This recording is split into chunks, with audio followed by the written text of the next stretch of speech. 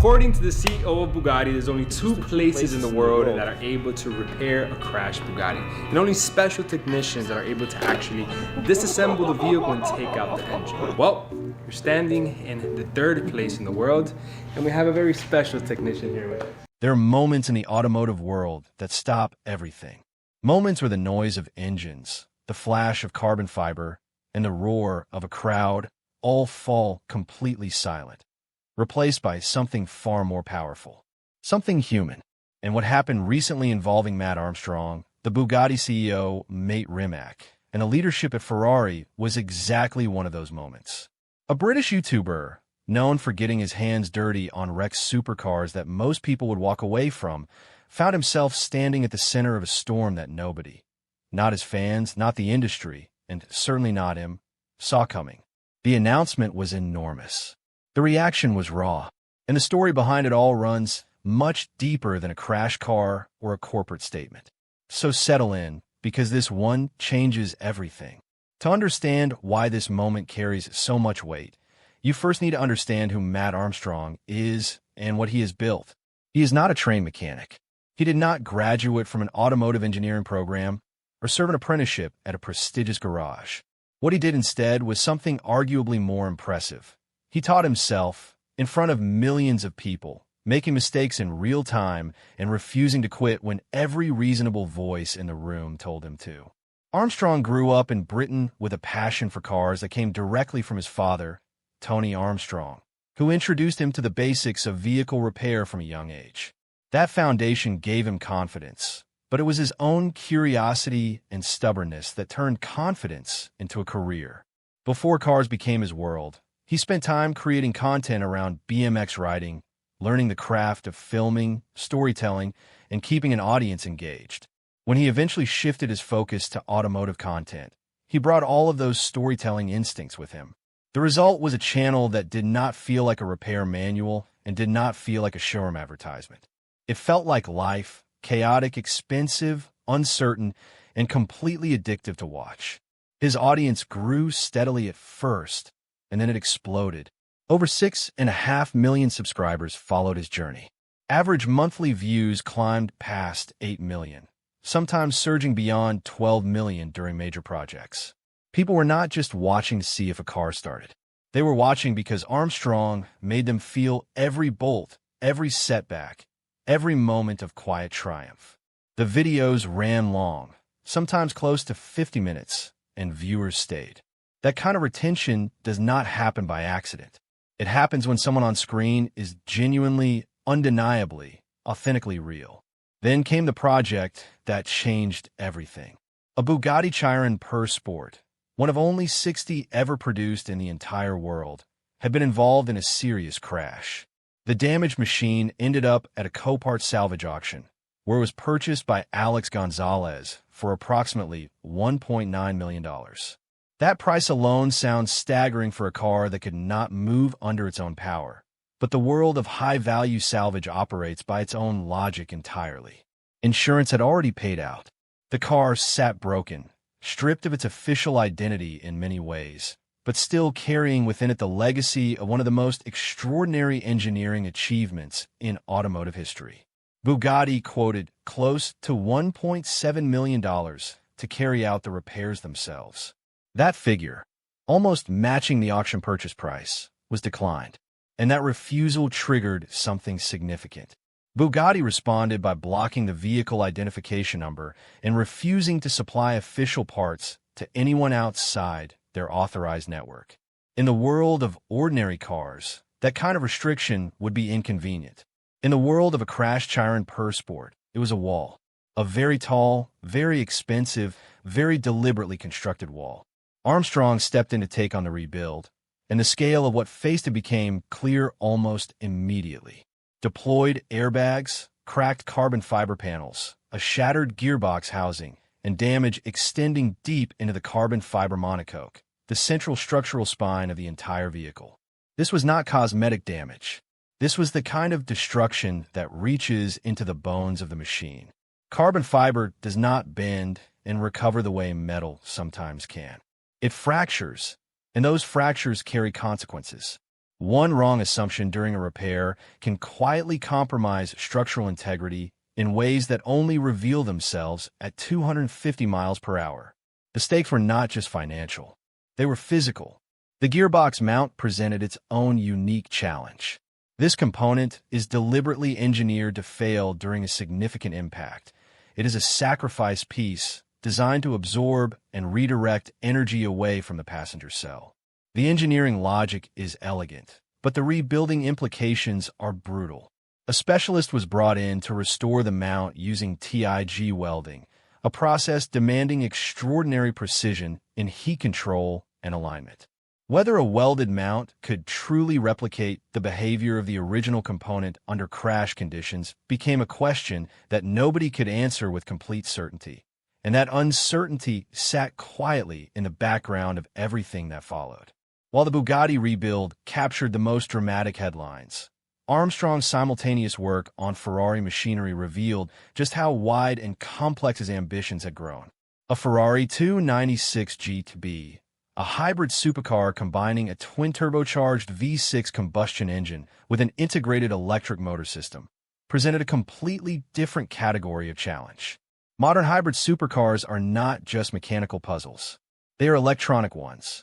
And electronics, especially at this level of engineering sophistication, do not forgive improvisation the way a wrench sometimes can. The specific obstacle was a blocked hybrid battery control module. Without that system operating correctly, the car simply refused to start. No drama, no warning light sequence, no partial response. Just silence. Diagnosing the fault required navigating the intersection of combustion engineering and high-voltage electrical architecture, a space where even experienced technicians can find themselves standing at the edge of what they know. Ferrari's response followed a pattern that will sound familiar. Due to unauthorized bodywork repairs that had been carried out on the vehicle, Ferrari declined to provide official service support. That position narrowed Armstrong's options considerably. Second-hand panels were sourced and fitted. A custom rear wing transformed the car's appearance.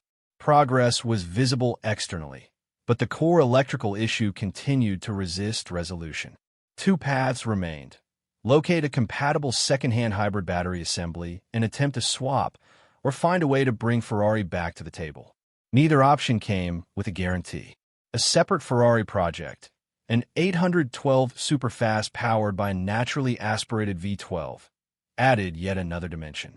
Here the challenge was less about electronic complexity and more about the raw economics of high-performance salvage work. Parts for a naturally aspirated V12 Ferrari are not priced for the faint-hearted. Repair costs can approach, and sometimes exceed, the market value of the vehicle itself. Every decision in that space is a calculation, a question about where the line sits between passionate investment and financial reality. Then came the announcement, and the way it arrived, quiet at first, then impossible to ignore, reflected something important about how power moves in the modern automotive world. Mate Rimac, the CEO of Bugatti Rimac, stepped forward publicly to address the Chiron rebuild directly. This was not a legal letter. This was not a takedown notice. This was a CEO choosing to enter a public conversation, and that choice alone signaled that something significant had shifted. Rimac was direct about the engineering realities involved. He made clear that the assumptions commonly circulating online about servicing and repairing a Chiron did not reflect the actual complexity of the machine.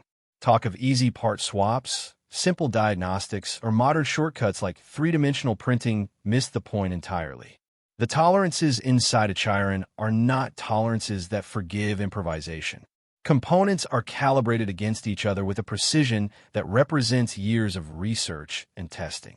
When a serious crash occurs, the damage visible on the surface is only a fraction of what actually happens internally.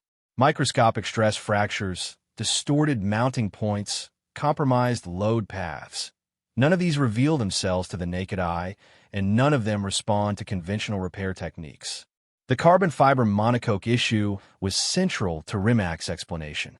To address structural damage properly, the car would essentially need to be disassembled at a fundamental level, not because of bureaucratic insistence, but because the architecture demands it. The monocoque is not a body panel. is the skeleton and the safety cell simultaneously. Treating damage to that structure as a surface repair problem is not a shortcut. It is a gamble with consequences that extend far beyond the workshop floor. Yet alongside this technical clarity came something unexpected. Rimac indicated genuine openness to supporting the project. The possibility of transporting the vehicle to the factory in Molsheim, France for proper evaluation was raised.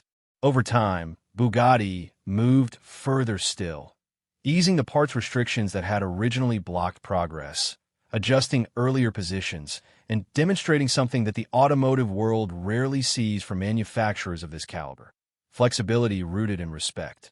Ferrari's engagement added a second layer to what was already an extraordinary situation.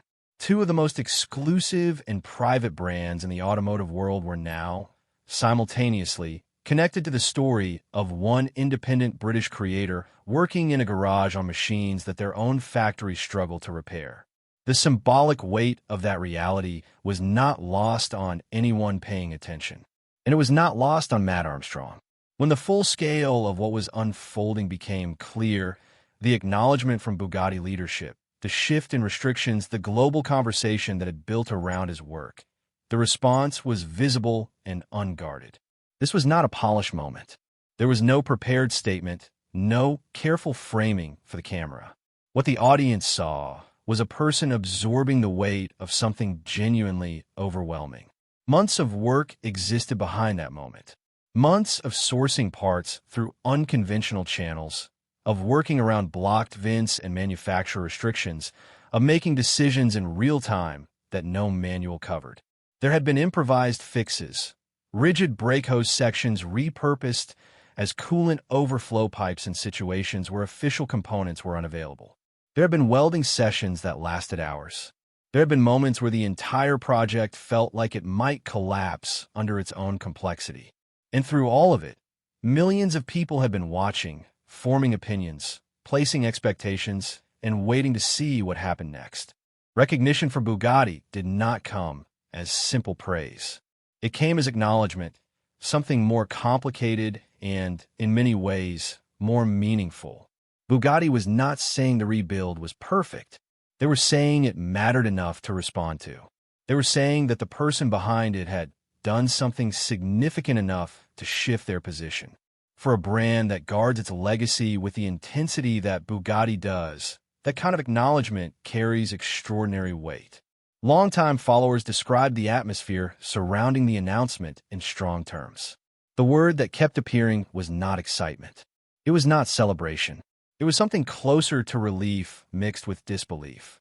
Because the journey to that moment had been genuinely difficult, and the outcome had never been guaranteed. A creator who built his reputation on honesty about uncertainty had found himself in the most uncertain situation of his career and had come through it. What this entire story taps into is something that extends far beyond one Chiron, one garage, and one creator. The right to repair movement has been building momentum across multiple industries, from smartphones to farm equipment to medical devices, and the automotive world sits squarely in the middle of that conversation. When a manufacturer blocks a vehicle identification number and refuses to supply parts for a legally purchased vehicle, they're making a statement about ownership. And that statement does not sit comfortably with everyone. Independent rebuilders like Armstrong represent a tradition that predates the modern automotive industry itself. The idea that a skilled individual with the right knowledge and